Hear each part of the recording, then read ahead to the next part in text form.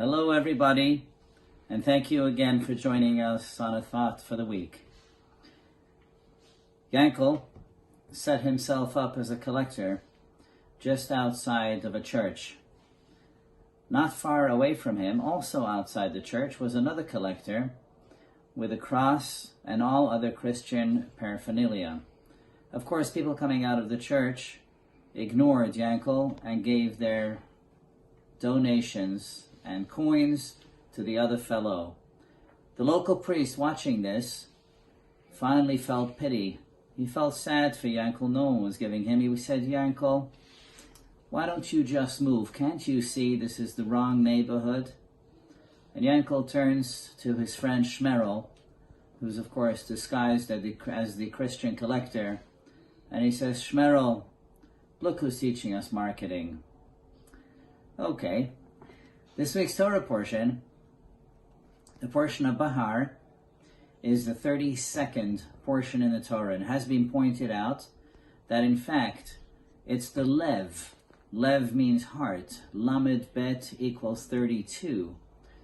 So it's really the heart of the Torah. And that's why you find a number of commandments in this week's reading that deal with the concern for the poor. So the concept of having a sabbatical year where all the poor can take and the property and whatever yields from the property is free for all for taking. You also have the mitzvah of the Jubilee year where all lands which were originally owned by families that entered Israel must return to those original families every 50 years.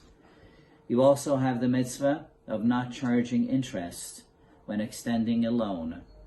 All of this is because this is the heart of the Torah, the concern for the downtrodden. And in that light, I want to share with you a brief thought from the Lubavitcher Rebbe on a Mishnah that we study in this week's Ethics of Fathers. We study chapter 5, and in Mishnah number 10, we study the following. Ha'omer, someone who says, Shalach sheli, v'sheli sheli, what's yours belongs to me, and what's mine belongs to me, is considered wicked. Now, Ethics of Fathers is supposed to be teaching us ethics. Why would this be considered a type of sharing? It's just wickedness.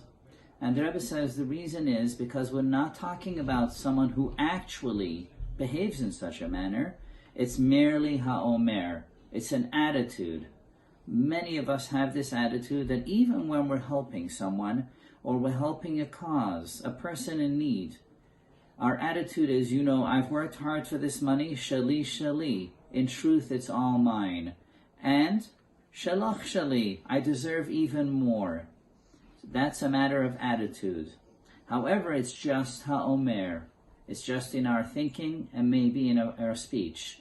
Practically, we do help, and we do extend of ourselves to the needy, but even such an attitude is really wrong. And this helps us also understand an earlier paragraph in the Mishnah. When the Mishnah says, if a person says, ha'omer, sheli shalach, what's mine is yours, v'shalach shalach, and what's yours is yours too. Chassid is considered pious, but this too needs to be understood. What does that mean? Everything is yours? Everything, mine and yours, everything belongs to you? What about supporting myself? What about supporting my own family? Are we supposed to go out and collect monies to support ourselves? Well, then what's the point? That seems ridiculous. Once again, the Rebbe says, that's not what we're talking about. We're talking about ha'omer. Someone who says, someone whose attitude is that in truth, everything belongs to you. God in his kindness allowed me to benefit and to support my family. But my attitude to someone who's in need is that even if I can't help them to the degree that I should, I really and truly feel for them. My lev, my heart, is there for them. Thank you, everybody, and have a wonderful Shabbat Shalom.